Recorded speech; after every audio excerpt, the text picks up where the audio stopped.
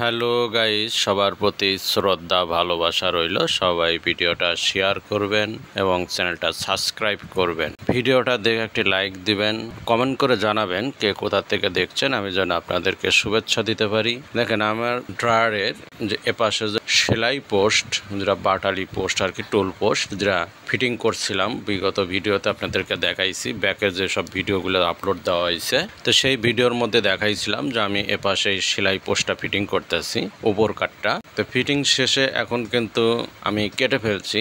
আজকে এটা অনেকটাই শেপ কাটিং হয়ে গেছে। তা আপনারা সবাই ভিডিওটা দেখুন এবং শেয়ার করুন। ভিডিওটা বেশি বেশি শেয়ার করবেন যাতে আপনার বন্ধুদের কাছে চলে যায় ভিডিওটা। আর চ্যানেলটা সাবস্ক্রাইব করবেন।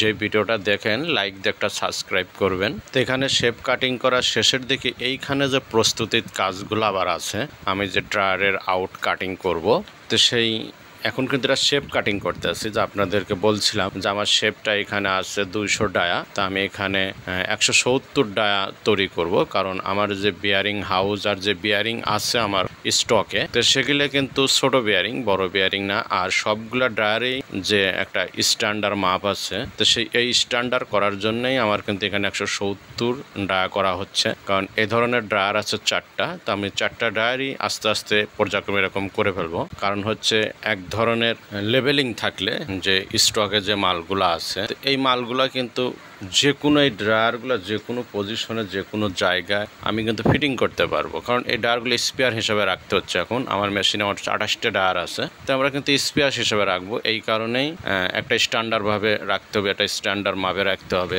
আমাদের স্ট্যান্ডার্ড মাপে রাখলে আমি যে কোনো জায়গাতে পরবর্তী যে কোনো প্রয়োজনেই, হয়তো ড্রায়ার ফেটে গেল, হয়তো বা ড্রায়ার ইনকভার ফেটে গেল, হয়তো বা আপনার ড্রায়ারের শেপ ভেঙে গেল, তাহলে কিন্তু আমি পরিবর্তন করতে পারবো। বা ড্রায়ারের শেপ বিয়ারিংয়ের গ্রুপ থেকে খেয়ে গেছে, তখন পরিবর্তন করতে গেলে যাতে এই ড্রায়ারগুলো ওই জায়গায় ইজিলি মিলাতে পারি।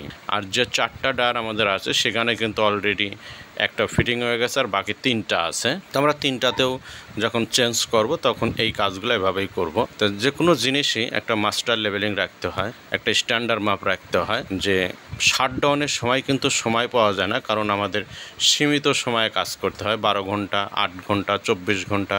কিন্তু একটা ড্রায়ার পরিবর্তন করতে গেলে 36 ঘন্টা বা 40 ঘন্টা প্রয়োজন হয়। তো ওই রকম কিন্তু ওই 40-42 ঘন্টা কিন্তু সবসময় আসে না। হয়তো দেখা গেছে বছরে একবার পাই বা 2বার পাই, এর মধ্যেই কাজগুলো করতে হয়। তো সবাইকে সুস্বাস্থ্য কামনা রইল আমার এই ভিডিওগুলো দেখার জন্য। এরকম পর্যায়ক্রমে 12টা ভিডিও আসবে, আপনারা সবাই দেখবেন।